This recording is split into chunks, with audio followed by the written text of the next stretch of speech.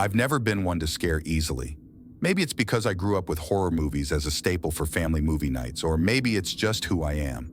But this story, my story, shook me to my core, and it's something I think about often, even now, years later. It all started during my first year of college. I was attending a university about 2 hours from my hometown, a fresh start in a new city where no one knew my name. It was liberating, to say the least. My campus was massive, a sprawling collection of modern and historical buildings intertwined with lush gardens and broad, paved pathways. It was picturesque, the kind of place you see in brochures that screams, "Dream college experience." And for the first few months it was. I lived off campus, in a small but cozy apartment I found on Craigslist. It was a typical student setup, secondhand furniture, a fridge more beer than food, and neighbors who seemed to have a penchant for throwing weeknight parties. Despite the occasional need for earplugs, it was perfect. That sense of perfection began to crumble one crisp fall evening. I was walking back from a late study session at the library, headphones in, the latest true crime podcast whispering sinister tales into my ears. I was deeply engrossed, only half paying attention to the world around me, which is probably why I didn't notice him at first. He was just a shadow, a figure in the periphery of my vision. It wasn't until I reached the crosswalk, waiting for the signal to change, that I felt the prickling sensation of being watched. I turned, expecting to find a curious local, or maybe a fellow student. Instead, I met the gaze of a man standing a little too close across the street. He was average in every conceivable way, from his height to his build, dressed in nondescript jeans and a hoodie. But his smile, that smile wasn't average. It was wide, too wide, stretching ear to ear in a grin that didn't reach his eyes. Those eyes were cold, emotionless. I remember feeling a chill, one that had nothing to do with the evening air.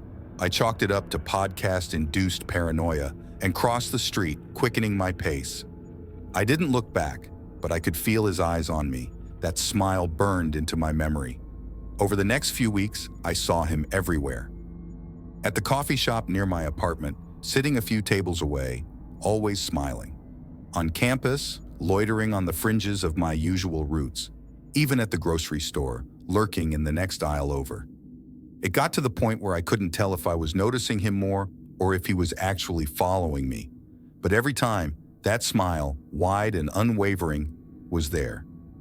I tried telling myself it was coincidence, that the city wasn't as big as it seemed, and running into the same person was bound to happen. But the logical part of my brain, the part not willing to dismiss the growing fear, knew better. I was being stalked. I considered going to the police, but what would I say? That a man with a smile makes me uncomfortable? Without any overt threats or actions, I doubted they'd take me seriously. So, I did what I thought was the next best thing. I reached out to my older brother, Jake. Jake was, and still is, my rock. He listened without judgment, his concern evident even through the phone. He offered to come stay with me for a while, but I refused, not wanting to worry him more than I already had. Instead, he gave me advice on how to be more aware of my surroundings, to change my routines, and most importantly, to document everything. Taking his advice to heart, I started taking different paths to and from classes, varying my schedule as much as possible, and always keeping my phone ready to snap a picture. But he was still there, always a few steps behind, that smile never wavering. Things escalated one night. I was returning home from a friend's house, the streets quieter than usual. I had convinced myself I hadn't seen him that day, that maybe, just maybe, he had lost interest. That illusion shattered the moment I turned onto my street and saw him standing under the streetlight directly in front of my apartment building, waiting. Panic set in, my heart racing as I debated what to do. Then I remembered Jake's advice: document everything. I pulled out my phone, opened the camera app, and took a picture. The flash cut through the darkness, a brief moment of illumination that felt like a beacon of safety. He didn't flinch, didn't move, just continued to smile. I called 911 then, my voice steady as I explained the situation. The dispatcher promised to send a patrol car and advised me to stay on the line and keep walking, to not let him know I was scared. So I did. I walked past my building, past him, his smile never faltering as I went by. The police arrived minutes later, but he was gone, vanished into the night as if he were never there. They took my statement, the photo from my phone, and promised to keep an eye out. But nothing came of it. No one matching his description was found, and without more to go on, the case grew cold. I wish I could say that was the end of it, that he disappeared from my life as quickly as he had appeared, but I can't.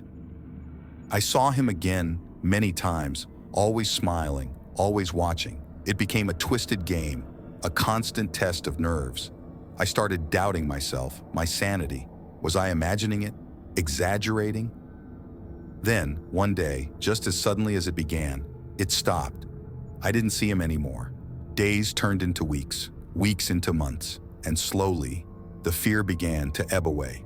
I started feeling like my old self again, cautious but no longer constantly looking over my shoulder. I never found out who he was or why he chose me. Maybe it was a sick joke, a twisted game to him. Maybe he got bored, or perhaps he found someone new. I don't know, and part of me doesn't want to. All I know is that it changed me, made me more aware of the shadows, the figures in the periphery. So, to the smiling man who stalked me during my first year of college, let's not meet again. But if we do, know that I'm not the scared college kid I once was. I'm ready, and I'm not alone. So, a bit of background to set the scene. I'm a pretty average guy, mid-20s, working an IT job. My life was as mundane as it gets. Wake up, work, gym, game, sleep, repeat. That is until about 6 months ago when the game started. It began innocently enough. I found a handwritten note tucked under the windshield wiper of my car one evening after work. Level 1. Make a stranger smile. Your time starts now. I remember chuckling, thinking it was some kind of random act of kindness challenge. So I played along, bought a coffee for the person behind me in line the next morning. Easy peasy. But then the next note came. Level 2. Leave a $5 bill on a park bench. Don't get spotted. This time, the note was in my gym locker. A little creeped out, I figured it was one of my buddies messing with me. So, again, I played along, more curious than anything. The tasks escalated slowly, each one slightly more invasive or bizarre than the last, and always accompanied by a note in places no one but me should access. My apartment mailbox, inside my laptop bag, even my own kitchen. Level 5. Take a photo of someone eating alone. Level 8. Buy a prepaid phone and leave it on a bus. Each task was unsettling, but it was the thrill of the unknown that propelled me forward. Who was behind this? What was the end game? I was too caught up in the mystery and, admittedly, a bit flattered by the attention. Things took a dark turn at level 10. The note, this time found taped to my bathroom mirror, read, Level 10. Follow someone until they notice. That was the moment the gravity of the situation truly hit me. This wasn't some harmless game. I was being stalked, manipulated into participating in increasingly disturbing activities. I decided to stop playing. No more engaging, no more following the twisted breadcrumbs laid out for me. I hoped that would be the end of it. I was wrong. The notes kept coming, each one more aggressive, more threatening. Why aren't you playing anymore? Don't ruin the fun. The final straw was when I received a picture of myself sleeping, taken from inside my apartment. That's when I knew I had to act.